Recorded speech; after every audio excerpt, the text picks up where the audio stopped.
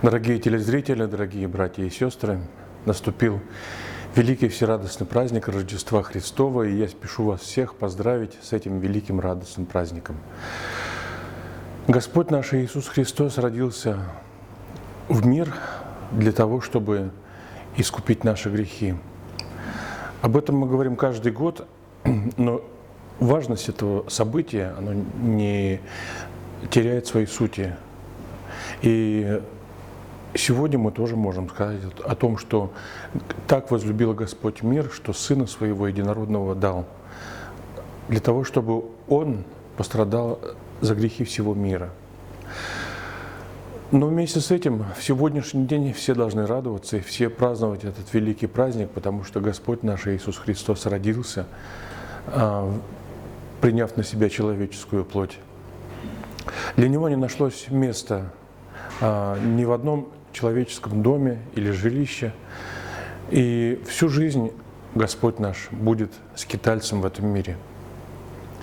Он взял на себя все скорби и тяготы для того, чтобы мы сегодня радовались, для того, чтобы мы сегодня сознавали, что мы свободны от греха, что для нас открыт путь в небо.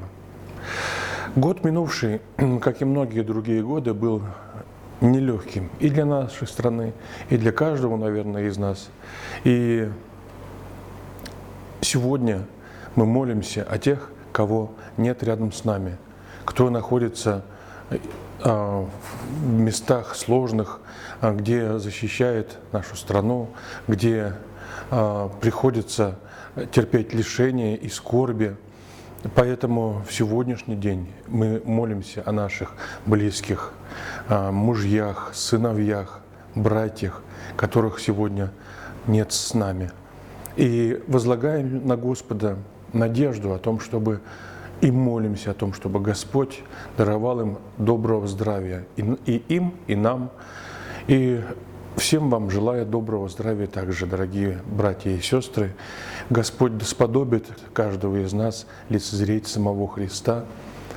Поздравляю вас всех с праздником и да будьте хранимы Богом.